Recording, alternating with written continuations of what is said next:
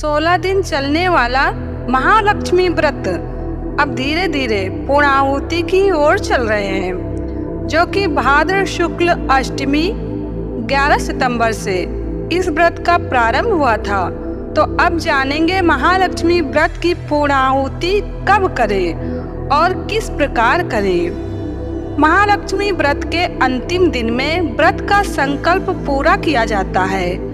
तो व्रत पूर्ण करने की सभी महत्वपूर्ण जानकारी भी समझ लेते हैं। महाभारत के अनुशासन पर्व में भी वर्णन है कि इस व्रत की महत्ता को भगवान स्वयं बता रहे हैं कि इस व्रत को करने से सभी प्रकार के आर्थिक क्लेशों का नाश होता है, चाहे इस व्रत को 1 दिन, 3 दिन अथवा 16 दिन किया जाए।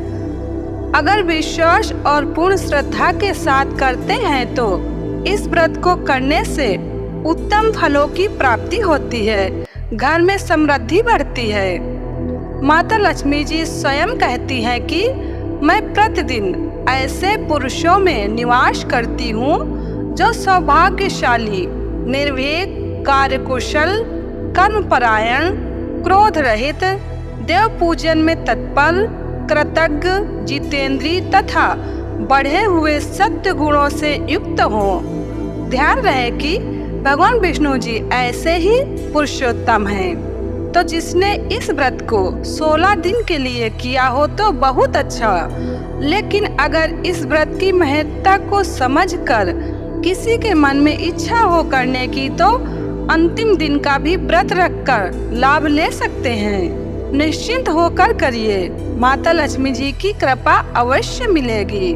तो महालक्ष्मी व्रत की पूर्णाहुति आश्विन मास की अष्टमी तिथि को किया जाता है, जो कि अष्टमी तिथि 24 सितंबर मंगलवार को दोपहर में 12:38 पर लगेगी और 25 सितंबर बुधवार को दोपहर 12:10 पर समाप्त होगी।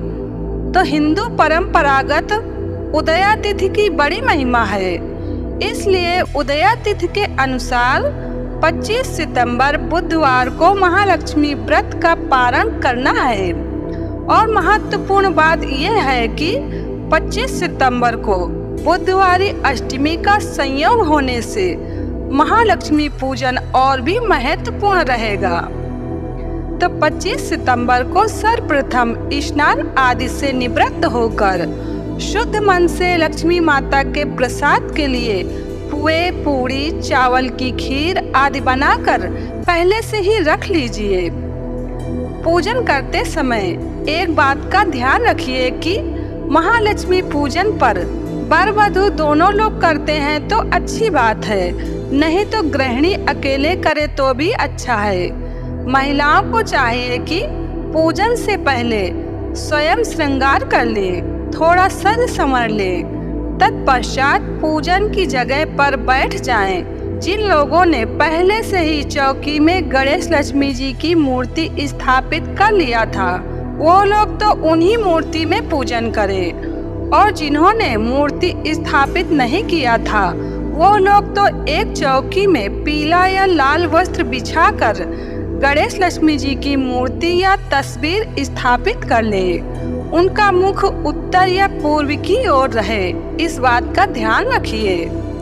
और लक्ष्मी जी को गणेश जी के दाहिनी ओर रखें, इस बात का भी विशेष ध्यान रखिए। और आप मूर्तियों की ओर मुख करके बैठें।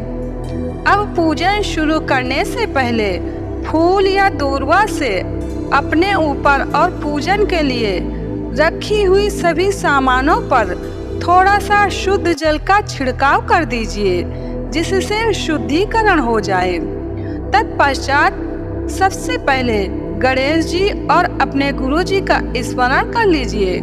तत्पश्चात एक कलश में शुद्ध जल भरें और कलश के अंदर एक सुपारी, चावल, सिक्का यानी कुछ पैसा डाल दीजिए और गणेश लक्ष्मी जी की मूर्ति के दाईं तरफ चावल से अष्टदल कमल बनाकर कलश को रख दीजिए। कलश में आम के पत्ते रखें, उसके ऊपर एक कटोरी में चावल या फिर गेहूं भर दें। उसमें 11 या फिर 21 या सामर्थ्य के अनुसार कुछ पैसे रख दीजिए और एक नारियल पर लाल कपड़ा या फिर कलावत से लपेटकर नारियल को रख दीजिए कलश के ऊपर और कलश में सिंदूर से स्वस्तिक बना दीजिए और इस भावना से कलश का पूजन करें कि कलश में सभी तीर्थ और गंगा जी सहित सभी नदियां और सभी देवी देवता विराजमान हैं। कलश में दीपक जलाकर रख दीजिए। अब गणेश लक्ष्मी जी को पंचामृत से स्नान कराकर शुद्ध जल से स्नान कराएं। कुछ लोग इस दिन मिट्टी के हाथी की भी प्रतिमा स्थापित करते हैं, तो उन्हें भी शुद्ध जल का छिड़काव करें। तत्पश्चात तिलक करें, चावल चढ़ाएं, दूर्वा चढ़ाएं, फूल चढ़ाएं। हो सके तो कमल के फूल हो तो अच्छा है, नहीं तो गुलाब के फूल या फिर जो भी फूल उपलब्ध हो चढ़ाएं।